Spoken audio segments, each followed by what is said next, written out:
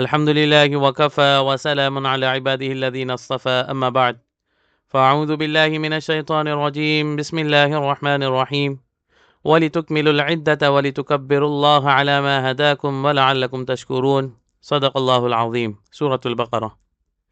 تاکہ تم روزوں کی گنتی پوری کرو اور اس ہدایت پر اللہ کی برائی بیان کرو جو اس نے تمہیں عطا فرمائی ہے، اور تاکہ تم شکر گزار بن جاؤ۔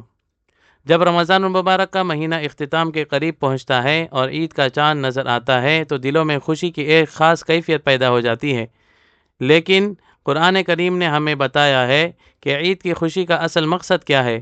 اللہ تعالیٰ اس آیت میں عید کے موقع پر 3 اہم باتوں کی طرف رہنمائی فرماتے ہیں۔ سب سے پہلی بات یہ فرمائی وَلِتُكْمِلُوا الْعِدَّةَ، یعنی روزوں کی گنتی پوری کرو۔ رمضان کا پورا مہینہ اللہ تعالیٰ کی عبادت کے لیے مخصوص ہے۔ ایک مومن صبح سے شام تک بھوک اور پیاس برداشت کرتا ہے، حالانکہ کھانا اور پانی اس کے سامنے موجود ہوتا ہے، لیکن وہ صرف اس لیے اپنے آپ کو روکے رکھتا ہے کیونکہ اس کا رب اس کو دیکھ رہا ہے۔ یہ روزہ انسان کے اندر تقوی پیدا کرتا ہے، نفس کو قابو میں رکھنا سکھاتا ہے اور اللہ کی اطاعت کی عادت ڈلواتا ہے۔ اس لیے ہمیں چاہیے کہ رمضان کے روزوں کو مکمل کرنے کی فکر کرے اور ہر کوئی اپنی ذمہ داری سمجھتے ہوئے رمضان کے اختتام پر شوال کا چاند دیکھنے کا اہتمام کرے۔ دوسری بات یہ ہے کہ وَلِتُكَبِّرُوا اللَّهَ عَلَى مَا هَدَاكُمْ، یعنی اللہ کی برائی بیان کرو اس طریقے پر جو اس نے تمہارے لیے بیان فرمائی ہے۔ جب رمضان ختم ہوتا ہے اور عید کا دن آتا ہے تو ہم اللہ کی کبریائی کا اعلان کرتے ہیں، اسی لیے عید کا چاند نظر آنے سے لے کر عید کی نماز تک ہماری زبان پر تکبیر کے کلمات جاری رہتے ہیں۔ اللہ اکبر، اللہ اکبر، اللہ اکبر، لا الہ الا اللہ واللہ اکبر، اللہ اکبر وللہ الحمد۔ یہ تکبیر دراصل اس بات کا اعلان ہے کہ اے اللہ تو ہی سب سے بڑا ہے۔ اگر ہم نے روزے رکھے، عبادات کی، قرآن پڑھا، دعائیں کی تو یہ سب تیری ہی توفیق سے ممکن ہوا۔ بندہ اپنی عبادت پر فخر نہیں کرتا بلکہ اللہ کا شکر ادا کرتا ہے کہ اس نے ہدایت دی اور عبادت کی توفیق عطا فرمائی۔ تیسری بات یہ کہ وَلَعَلَّكُمْ تَشْكُرُونَ، یعنی تاکہ تم شکر گزار بن جاؤ۔ عید دراصل شکر کا دن ہے۔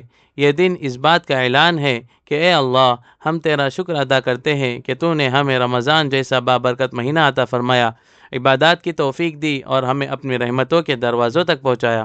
ذرا غور کیجئے کہ کتنے لوگ پچھلے رمضان میں ہمارے ساتھ تھے مگر آج اس دنیا میں نہیں ہے، اور کتنے لوگ ایسے تھے جو رمضان کی تمنا کرتے تھے مگر انہیں یہ مہینہ نصیب نہیں ہوا۔ اللہ تعالیٰ نے ہمیں زندگی، صحت اور عبادت کی توفیق عطا فرمائی، یہ بہت بڑی نعمت ہے۔ اسی لیے عید کے دن ایک مومن کے دل میں سب سے زیادہ احساس شکر ہونا چاہیے۔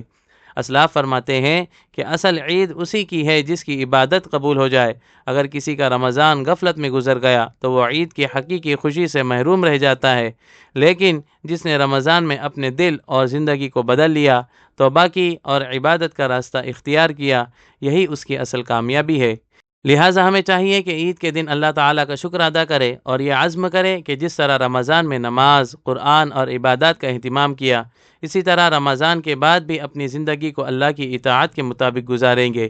اگر ہماری زندگی میں نماز کی پابندی، قرآن سے تعلق اور گناہوں سے بچنے کی فکر پیدا ہو جائے تو یہی ہمارے رمضان کی کامیابی اور حقیقی عید ہے۔ اللہ تعالی ہمارے رمضان کی عبادتوں کو قبول فرمائے اور ہمیں اپنی نعمتوں کا سچا شکر گزار بنائے۔ آمین۔ وآخر دعوانا ان الحمد للہ رب العالمین۔